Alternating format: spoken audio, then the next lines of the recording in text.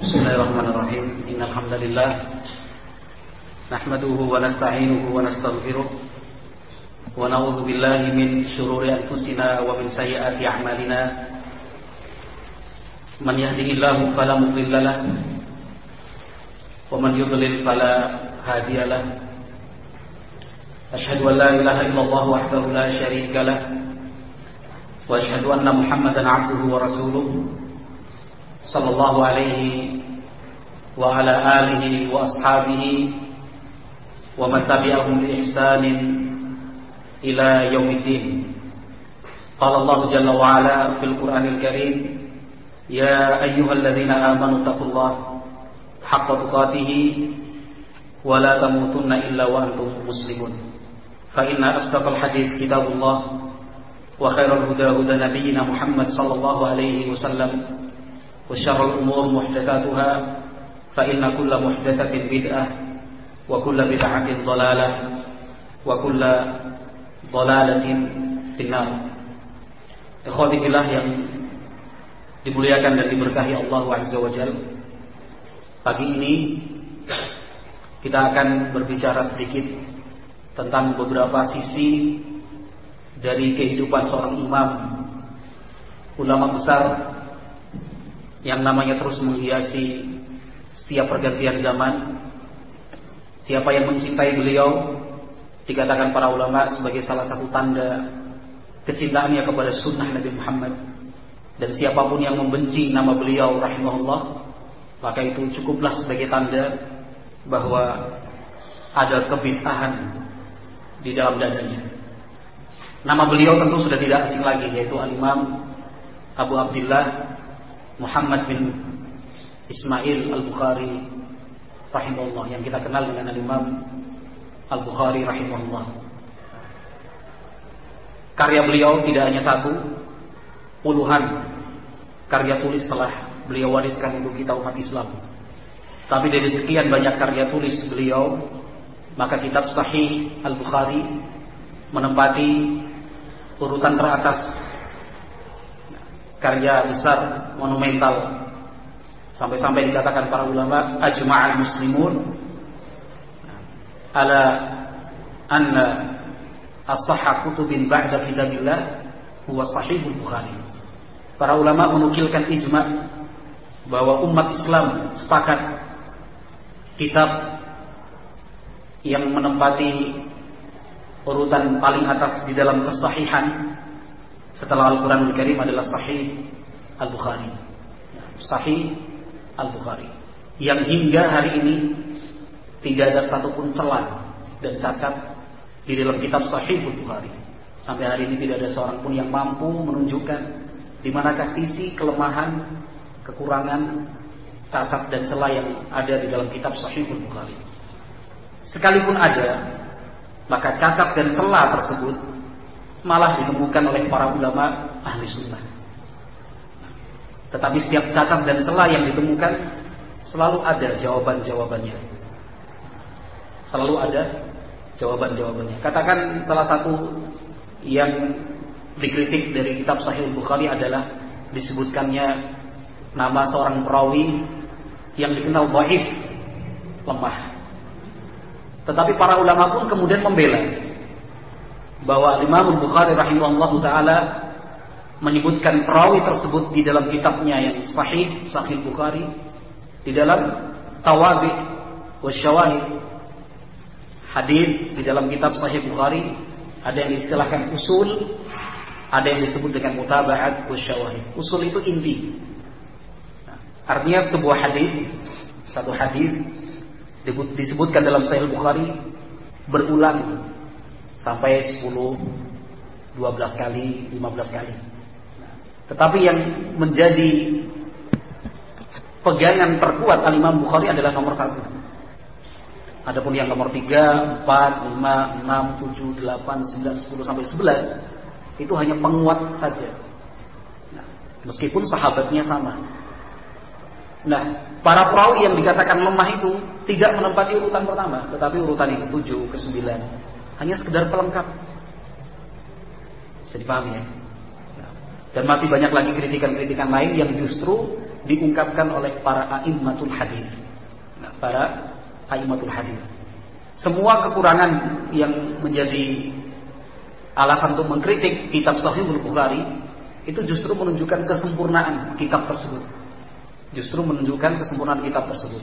Nah, artinya dari halaman pertama sampai halaman yang terakhir, kitab hadis pertama yang disebutkan beliau sampai hadis yang paling akhir disebutkan beliau, ternyata hanya ada beberapa poin saja yang dikritik.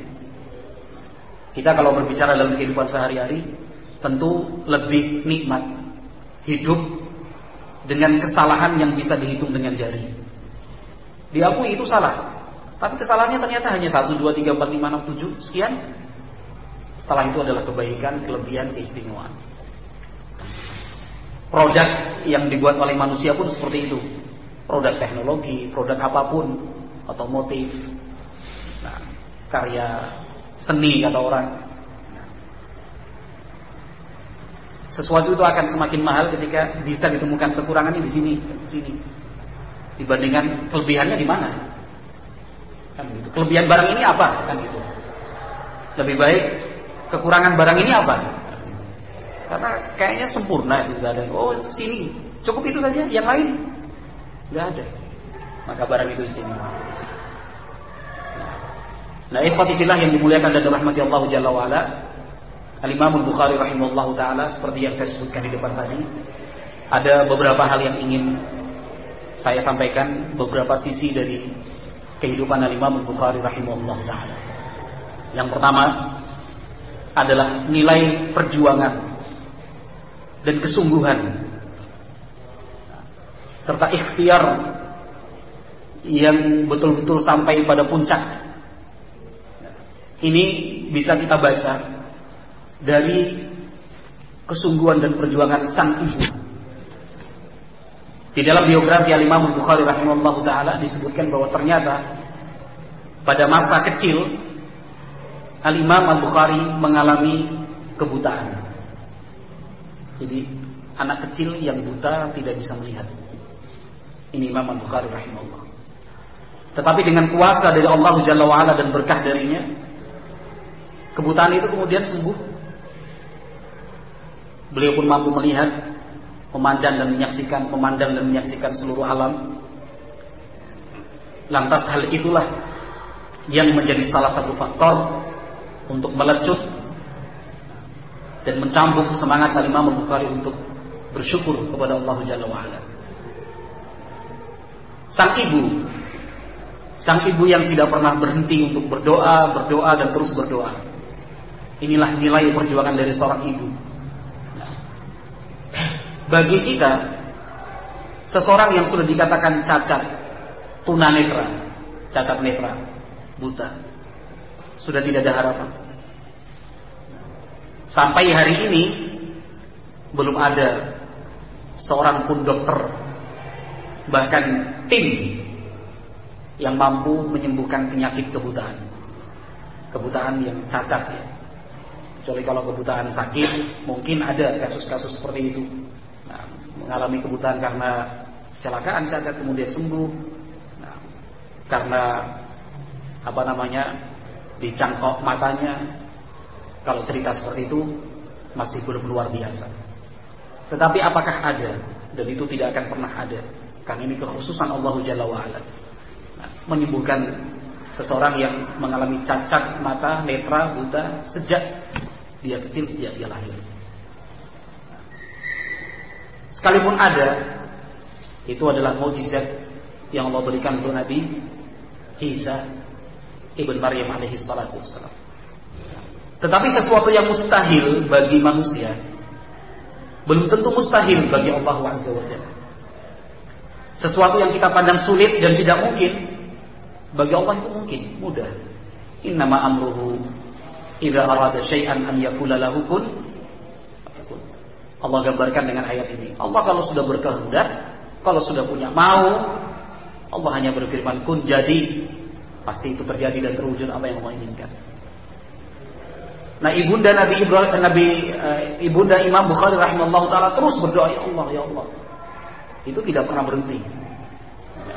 Terus siang, malam, pagi, petang, seolah tidak pernah mengenal lelah. Nah, sampai akhirnya sang ibunda pun bermimpi bertemu dengan Nabi Ibrahim alaihissalatu wassalam. Dalam mimpi tersebut Nabi Ibrahim menyampaikan kabar gembira bahwa Allah mengabulkan doa-doanya, kemudian menjadikan sang anak pun bisa melihat itu bikat roti doa iki, karena sering dan banyaknya engkau berdoa kepada Allah Jalla wa'ala.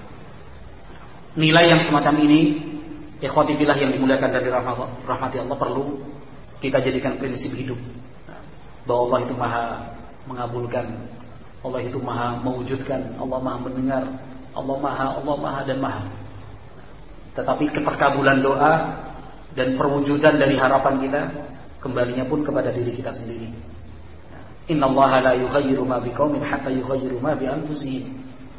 Allah memutuskan, Allah menetapkan segala sesuatu tentu dengan sebab, dan salah satu sebabnya adalah ikhtiar dan usaha serta kemauan dari kita sendiri. Maukah kita berdoa dan berdoa? Karena berdoa itu tidak terbatas oleh waktu, sebulan, 2 bulan, 3 bulan, tidak ada satupun ayat, hadis dan ucapan ulama yang memberikan batasan bahwa batas maksimal berdoa adalah sekian waktu lamanya. Itu tidak ada. Tetapi berdoa itu akan dikabulkan oleh Allah Jalla wa'ala doanya ketika terus dia meminta. Semakin dia menanti dan berharap, semakin dia tingkatkan semangat berdoa. Sehingga sampai pada titik tertentu, pada puncak-puncaknya harapan, saat itu Allah kabul. Karena harapan itu juga mengalami grafik naik dan turun. Ya, cara mudahnya air yang naik kadang turun, akan menyentuh atap ketika air itu betul-betul naik. Disitulah baru kemudian terbuka segala sesuatunya. Harapan pun demikian. Ketika kita berharap, hanya sekedar berharap, berdoa ya Allah dengan lisan saja, pada saat-saat seperti itu kecil kemungkinan yang itu dikabulkan. Tetapi saat terus meminta, semakin meminta, semakin tidak dikabulkan, saat itu juga terus semakin pada puncaknya lah Allah Jalla wa'ala kabulkan. Semua ini Allah jelaskan dalam ayatnya, hatta idza stai'asa ar-rusulu wa dhannu annahum qad kudzibu ja'ahum nasruna. Sampai pada keadaan dan kondisi istai'asa ar-rusulu, para rasul sudah putus asa. Putus asa di sini adalah putus asa dari pertolongan makhluk. Semua harapan kepada makhluk putus sepenuhnya untuk Allah Jalla wa'ala. Wa dhannu annahum qad kudzibu, dan mereka yakin sudah didustakan. Tidak ada harapan kepada makhluk dan manusia. Ja'ahum nasruna, saat itulah baru turun pertolongan dari Allah Jalla wa'ala. Ya, maka kita bisa melihat dan menilai permintaan kita selama ini kepada Allah Jalla wa'ala. Banyak yang belum dikabulkan, mungkin. Wallahu alam, banyak faktor dan sebab tentunya. Tetapi barangkali faktor dan sebabnya harapan kita yang belum memuncak. Para ulama juga sering menggambarkan dengan kehidupan kita sehari-hari. Orang tua misalnya, bukan karena mentamtsil dan mentasybih Allah Jalla wa'ala kepada makhluk, bukan. Tetapi ini namanya takribul faham, memudahkan untuk memahami. Orang tua yang melihat anaknya meminta dengan merengek, terus meminta, merengek, menangis, membujuk dan merayu, maka sulit orang tua itu untuk menolak permintaan tersebut. Sekalipun permintaan itu mungkin berat untuk diwujudkan. Dan Nabi Muhammad SAW sudah gambarkan hal ini. Kata Nabi SAW, Allah itu malu bila hamba berdoa mengangkat kedua tangannya, kedua tangan tersebut diturunkan kembali oleh sang hamba dalam keadaan Allah belum mengabulkan permintaan hamba itu. Allah malu. Allah Jalla wa'ala malu. Tetapi tentu realisasi dari hadis ini kembali pun kepada diri kita sendiri. Syarat-syarat dikabulkannya doa apakah telah terpenuhi? Hal-hal yang bisa menghalangi terkabulnya doa apakah sudah kita hilangkan dari diri kita ataukah belum?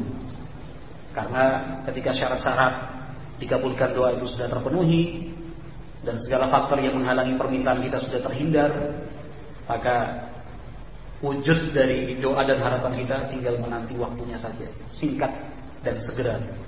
Nah, buktinya adalah doa-doa yang dipanjatkan oleh sang ibu meminta kepada Allah Subhanahu wa taala agar anaknya dibebaskan dan disembuhkan dari kebutaan. Nah, kemudian beliau pun rahimahullahu taala mampu melihat. Ini perjuangan.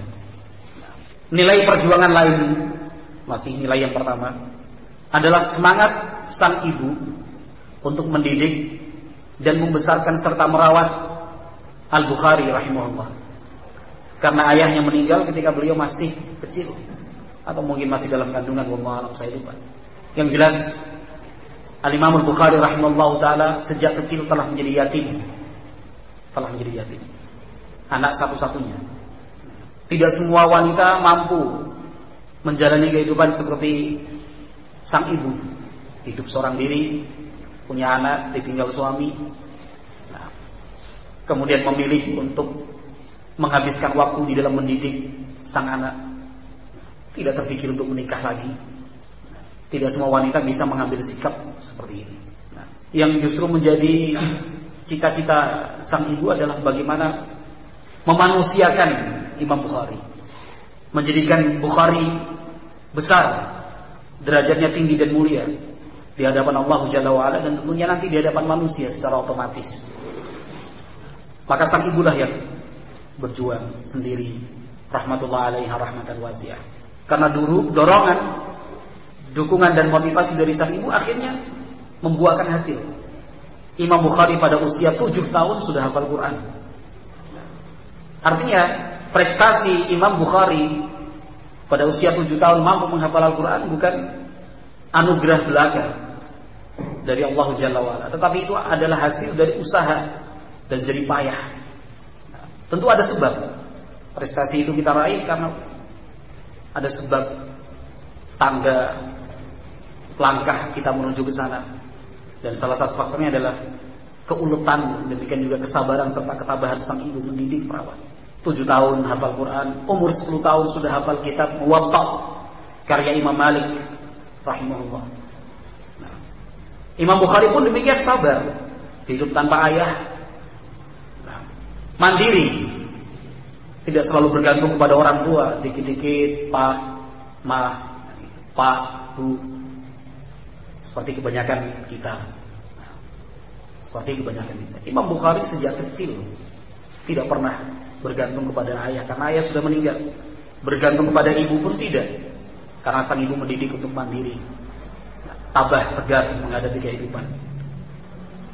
Adapun kita, banyak yang sudah sampai usia 25, 27, lulus kuliah, masih mengangkat tangan minta orang tuanya, Pak, modalnya Pak. Padahal sudah lulus kuliah ini. Nah, sudah menghabiskan uang sekian banyak dari TK, SD, SMP, SMA, sudah lulus kuliah, orang tuanya masih berharap langsung kerja, masih, Pak, nah ini butuh modal ya Pak. Nah, cari kerja sana, cari kerja sini, masih tetap minta uang. Nah, itu tidak terjadi pada Imam Bukhari, juga tidak terjadi pada para ulama lainnya, termasuk para sahabat. Sejak muda mereka sudah mandiri, nah, dengan cara yang halal, dengan cara yang tetap mempertahankan muru'ah, harga diri dan wibawa. Nah, Imam Bukhari rahimahullah ta'ala usia 10 sudah hafal Muwatta. Sejak hari itu beliau giat membaca karya-karya ulama, nama-nama ulama dihafalkannya.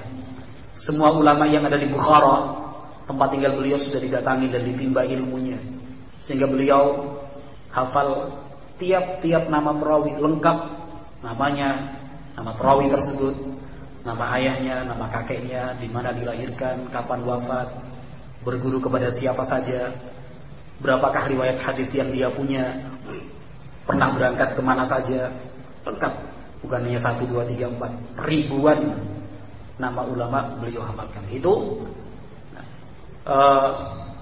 tergambar jelas dari kitab-kitab karya beliau, kitab At-Tarikhil Kabir, At-Tarikhul Shaghir, kitab-kitab yang berisi nama-nama para ulama lengkap, biografi ulama yang mungkin saat ini di dunia tidak ada yang mampu melakukannya. Nah, Kalaupun kita mengenal tokoh-tokoh, ya sekedar nama, tetapi tidak sampai detail berapa anaknya, siapa saja anaknya, jumlah gurunya berapa, siapa saja. Nah, tetapi Al-Imam Bukhari telah melakukannya. Nah, Al-Imam Bukhari telah melakukannya. Sampai pada usia 11 tahun, beliau sudah bisa mengkritik gurunya. Mengkritik dengan penuh adab, tentu dengan sopan santun. Ketika sang guru, rahimahullah Az-Zuhli, keliru di dalam membacakan nama perawi, Imam Bukhari mengatakan keliru Anda wahai Syekh. Tahu apa kamu anak kecil? Masih 11 tahun. Tapi Imam Bukhari masih bersikukuh, coba Anda lihat catatan asli. Karena gurunya pun seorang ulama besar, memiliki ketawaduan, masuk ke rumah dilihat catatannya, ternyata apa yang disampaikan Bukhari benar dan yang disampaikan dia keliru dan salah. Setelah dilihat salahnya dan benar seperti ini, maka gurunya Az-Zuhli tetap ingin melihat, kalau begitu yang benar apa wahai anak kecil? Kata Bukhari, yang benar ini. Betul. Masih usia 11 tahun. Terus beliau belajar kepada para ulama di kota Bukhara sampai genap 16 tahun. Genap 16 tahun baru beliau mengadakan hijrah. Perjalanan umur 16 tahun, masih sangat-sangat muda sekali. Menempuh perjalanan yang jauh sampai ke Mekah. Sampai ke Mekah, dari Bukhara sampai Mekah. Bukhara itu sekarang pecahan Rusia. Bukhara. Sampai kalau dulu Soviet. Sampai ke Mekah berjalan kaki. Dengan kondisi dunia waktu itu tidak seperti sekarang. Penuh dengan kegelapan, kesunyian, senyap. Mara bahaya masih begitu banyak dari sisi keamanan. Perampok, perompak, penjahat, binatang buas, tanpa penunjuk arah yang jelas. Kalau sekarang kan enak, semua ada petunjuk arahnya. Mau kemana saja sudah ada buku traveling, buku destinasi. Tinggal membaca telepon, pusat informasi 108. Zaman dulu nggak ada. Naik spur jurusan Bukhara Mekah, nggak ada kan. Sekarang mana? Bandung sudah naik sini, tanya ke loket, oh ya jam sekian berangkat. 16 tahun, masih sangat muda beliau. Seorang diri. Ibunya menghalangi? Tidak. Mendukung bahkan. Berangkat Imam Bukhari. Keliling dari satu negeri ke negeri yang lain. Ini semangat yang tinggi. Subhanallah. Sampai ke Mekah, ke Basrah, Kufah, Mesir, Syam. Setiap ada nama ulama yang didengar, beliau datangi. Sehingga wajar kalau Imam Bukhari kemudian pernah mengatakan, saya pernah belajar min alfi syaikhin wa ziyadah. Dihitung-hitung ternyata saya sudah pernah belajar kepada 1000 guru, atau bahkan mungkin lebih. Tiap guru ya untuk zaman ini tidak ada bandingannya. Kualitas guru zaman itu ya lebih tinggi dibandingkan kualitas guru di zaman sekarang. 1000 guru lebih. Itu masih belum terlalu aneh. Yang lebih aneh dan ajaib lagi, kata Imam Bukhari, tiap-tiap guru saya hafal hadis lengkap dengan sanad darinya. Kalau katakan satu guru 10 hadis, sudah 10.000. Sehingga wajar kata Imam Bukhari rahimahullah taala, saya hafal 100.000 hadis sahih dan 100.000 hadis dhaif. 200.000 bagi 1.000, kasarannya kan begitu. Jatuhnya 200. Jatuhnya 200. Belum dengan riwayat tambahan dan pelengkapnya. Maka sekian ratus ribu hadis dihafal Imam Bukhari rahimahullah taala. Ini juga kesabaran, kesungguhan dalam belajar. Ya kadang-kadang kita juga bertanya, yaitu pertanyaan seperti itu pun wajar. Sebabnya apa sih? Kenapa para ulama begitu gigih, sabar dan tabah ketika mereka satu demi satu mengumpulkan riwayat? Kalau sekarang mungkin dalam satu hari kita bisa mengumpulkan jutaan riwayat hadis. Ada Maktabah Syamilah, ada Mbah Gogel juga. Tapi kalau dulu 200.000, angka 200.000 itu bukan angka yang kecil. Untuk mengumpulkan angka poin sampai 10 dan 20 saja, itu harus perjuangannya besar. Jaraknya tidak begitu dekat, jauh. Tapi ternyata itu pernah dilakukan Imam Bukhari rahimahullah.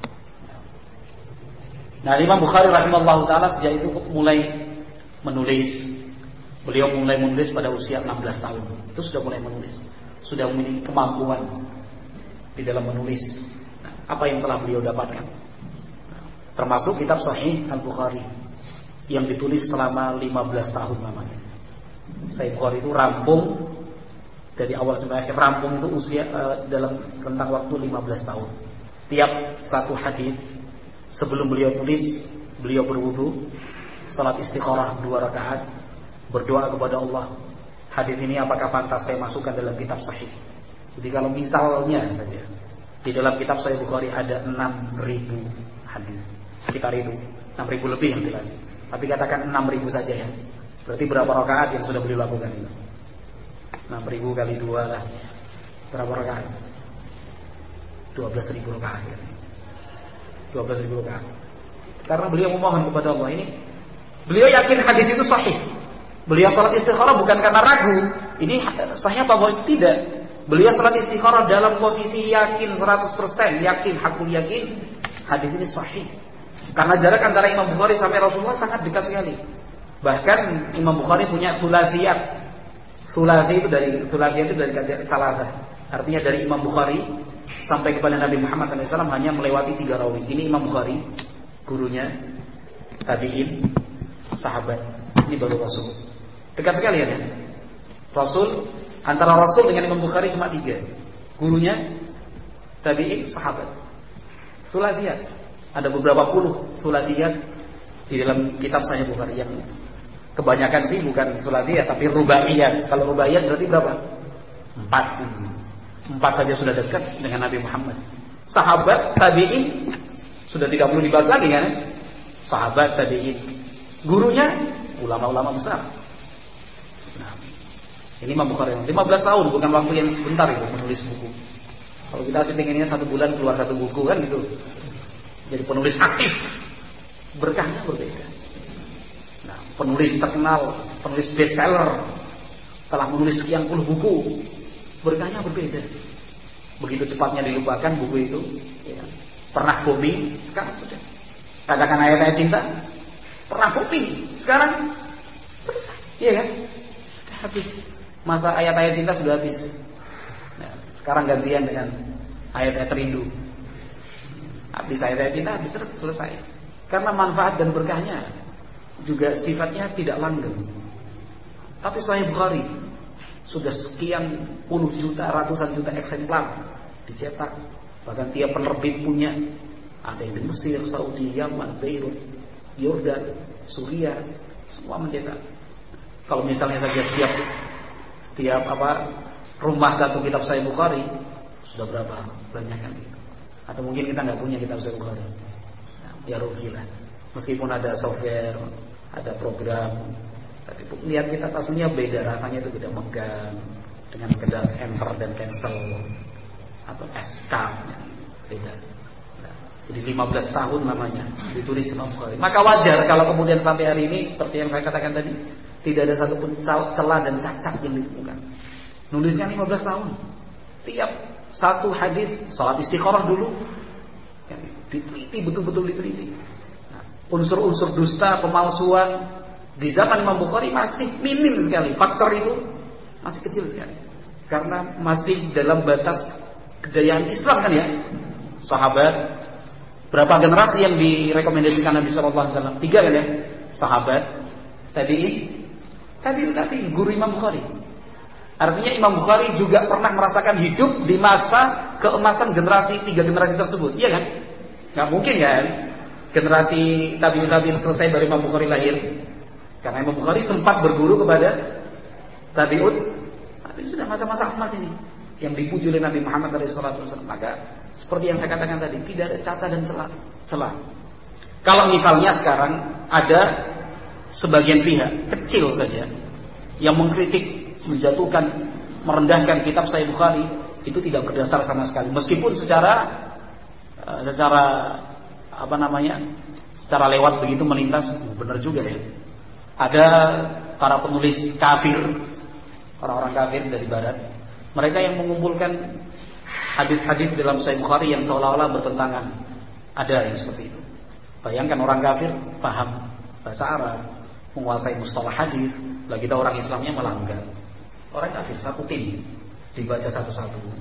Bukan untuk mencari ilmu dan mencari hidayah, bukan. Tapi mereka baca satu-satu yang kira-kira hadisnya bertentangan tuh mana tuh? Kan ini. Oh ya ini data. Tahunan itu dilakukan. Muncul buku itu. Kontradiksi di dalam Islam. Diambil dari sumber hukum Islam yang sangat dipercaya. Sahih Bukhari. Para ulama kaget? Tidak kaget. Sebelum mereka menulis, para ulama sudah menjelaskan ini seolah-olah kontradiksi dengan hadis ini. Jawabannya seperti ini.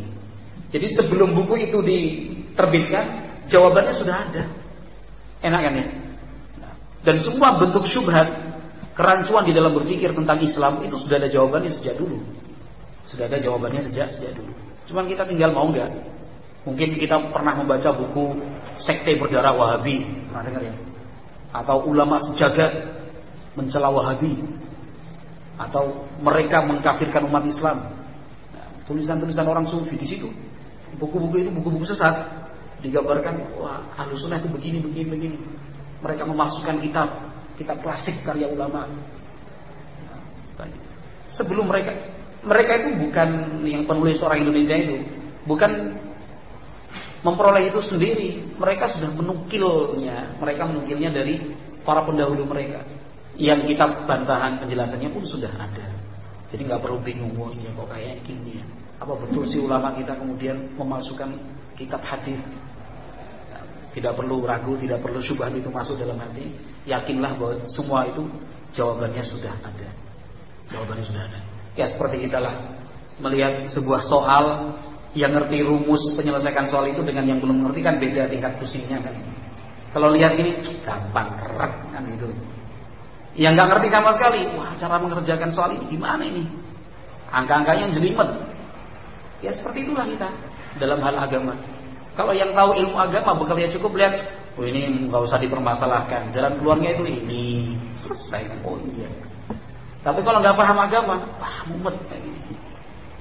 Itu pendekatan kita dalam kehidupan sehari-hari. Ini Imam Bukhari rahimahullah taala. Sampai akhirnya beliau pulang berdakwah menyampaikan hadis. Nah, maka nilai penting lainnya yang bisa kita petik dari biografi Imam Bukhari bahwa beliau hidup berdiri di atas kaki sendiri. Selain beliau menjadi seorang ulama, beliau pun ternyata seorang saudagar kaya raya. Saudagar kaya raya. Karena beliau punya uang yang banyak, maka murid-muridnya itu sering diberi jatah bulanan. Sampai-sampai disebutkan dalam sebulan beliau berinfak 500 dirham. 1 dirham itu kurang lebih 4 gram perak. 4 sampai 7 lah. Ya katakan 5. Perak sekarang 1 gram berapa? Nggak tahu. Masa nggak tahu? Sama lah. 1 gram perak berapa? Katakan 150.000. 150.000. Berarti 1 dirham 150 kali 5. Berapa? 750.000 kali 500.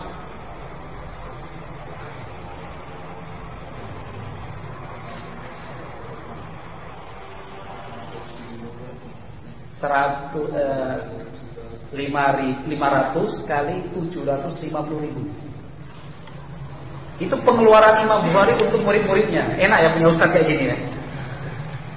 Punya guru kayak gini tuh enak ya. Malah dibayarin sama guru. Infak.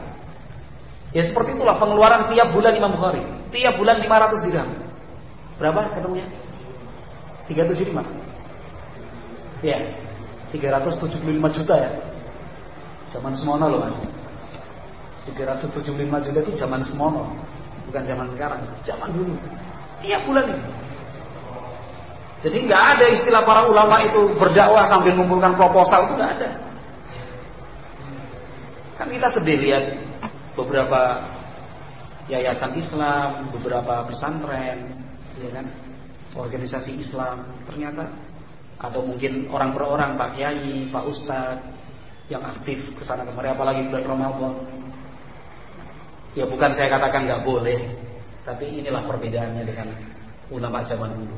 Abdullah bin Mubarak, Abu Hanifah, Imam Malik, itu semua mereka punya usaha sendiri, memberi kepada umat. Umat itu memperoleh ilmu, juga memperoleh bantuan fisik. Kalau sekarang kan terbalik ya. Sekarang terbalik. Ada sebuah pesantren yang tiap Ramadan itu murid-muridnya disebar di Indonesia, pesantren terkenal. Apalagi yang kecil-kecil, keliling dari satu rumah bawa proposal zakat. Situ aturan zakat sampai tanaman pun ada zakatnya. Tanaman hias ada zakatnya. Yang penting mengeruk uang sebanyak-banyaknya. Pembangunan masjid ini dan itu. Ya di satu sisi kita juga perlu mengkritisi semangat kaum muslimin di dalam berinfak dan bersedekah kan. Tetapi di mana harga diri kita? Sehingga tidak jarang kita mendengar istilah ustadz, kiai, ulama itu disetir, diatur. Itu karena tadi punya hutang budi. Punya hutang budi. Ini pelajaran penting. Artinya mudah-mudahan kita pun nanti seperti itu, hidup tanpa beban, tanpa ketergantungan dengan orang lain. Kita mampu hidup sendiri dengan usaha sendiri. Bahkan kalau perlu dan itu harus, kitalah yang memberi. Lengkap sudah. Nah, lengkap sudah. Sehingga ketika seorang ustaz, seorang kiai, seorang dai mengajak umat, ayo sedekah, ayo infak, sedekah, infak, dia yang paling depan berinfak. Nih, ngasih contoh. Bukannya seorang ustaz dipanggil untuk menghasung kaum muslimin berinfak, tapi dia sendiri gak berinfak, malah dapat bagian dari infak itu. Ya ustaz terkenal lah di Indonesia, antum semua tahu, matematika langit. 10 kurangi 1 19. Loh, kok bisa?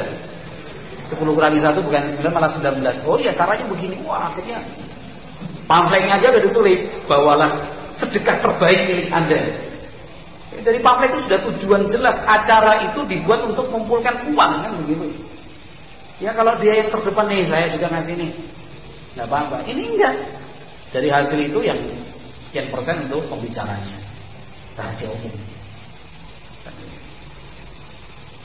Imam Bukhari sebulan 375 juta minimal itu, minimal 375 juta. Bukan 1 tahun, 1 bulan, berarti 1 tahun berapa itu? M ya, ember. M itu 1 tahun, M itu diinfakkan oleh Imam Bukhari rahimahullah ta'ala untuk kepentingan dakwah. Dari mana uang itu? Beliau ternyata saudagar kaya raya. Allah berikan berkah. Alhamdulillah. Kemudian terus berlanjut, murid-muridnya tersebar ke sana kemari, sampai akhirnya beliau pun meninggal dunia. Beliau meninggal dunia, kata para ulama, karena dikabulkannya doa beliau. Doa beliau meminta, berdoa kepada Allah Subhanahu wa taala untuk diwafatkan saja. Minta untuk mati. Tapi bukan karena putus asa. Karena waktu itu ada masalah besar dengan penguasa. Fitnah. Beliau khawatir nanti agamanya akan terganggu, akan rusak. Maka beliau meminta kepada Allah, ya Allah, kalau memang hidup itu lebih baik untukku, maka berikanlah aku kesempatan untuk tetap hidup. Tapi kalau kematian itu lebih baik untukku demi menjaga agamaku, maka ya Allah wafatkan aku. Karena Nabi Muhammad juga melarang kita untuk berharap mati. La yatamannayanna ahadukumul mauta. Kata Nabi, jangan sekali-kali kalian berharap mati. Jangan berdoa untuk mati, wah lebih baik aku mati saja. Enggak. Kata Nabi Muhammad, kalau memang harus, doanya seperti ini, ya Allah, berikanlah aku kehidupan, in kanal hayatu khairan li. Kalau memang hidup itu lebih baik untukku, beri kesempatan aku tetap hidup. Tapi kalau ternyata kematian itu lebih baik untukku demi menjaga agamaku, maka wafatkanlah aku ya Allah. Artinya kita dididik oleh Nabi Muhammad SAW lebih baik mati daripada menjual agama. Ini maksud dari sabda Nabi Muhammad dalam perizinannya kita berdoa dengan doa tadi. Lebih baik mati daripada agama kita yang terjual. Nah, lebih baik mati daripada agama kita terjual. Nah, maka ikhwatillah yang dimuliakan dari rahmati Allah, marilah kita merenung masing-masing kita. Nah, sudah sampai sejauh manakah kita berbuat untuk kebaikan agama kita, bukan untuk kepentingan orang lain, tapi kepentingan masing-masing kita. Nah, usia kita terbatas, pendek, dunia pun seperti itu, dunia dan seisinya, umurnya tinggal sekian. Nah, umurnya tinggal sekian. Sementara akhirat pasti datang. Nah, akhirat ketika datang sudah tidak ada akhirnya lagi. Nah, kalau dunia kan masih ada umur, batas umurnya. Kalau akhirat tidak. Hanya ada surga, hanya ada neraka. Itu yang perlu kita persiapkan nanti. Kehidupan yang sesungguhnya, hidup di akhirat nanti. Nah, maka ada semacam tugas bagi masing-masing kita mempersiapkan diri guna mempertanggungjawabkan apa yang telah kita perbuat di dunia ini, tentu dengan semangat belajar agama, beribadah seutuhnya dan sepenuhnya untuk Allah Jalla wa'ala. Hidup dan mati kita memang untuk Allah. Inna salati wa nusuki wa mahyaya wa mamati lillahi rabbil alamin. Hidup mati kita untuk Allah. Sehingga apapun aktivitas, rencana dan agenda kita hendaknya sebagai wujud dari penghambaan kita kepada Allah Subhanahu wa taala. Wallahu alam, masih banyak sisi-sisi lain dari kehidupan Imam Bukhari yang masih bisa kita ambil, tetapi barangkali hal-hal ini cukup insyaallah taala. Subhanakallahumma wa bihamdik, asyhadu an la ilaha illa anta, astaghfiruka wa atubu ilaik. Wassalamualaikum warahmatullahi wabarakatuh.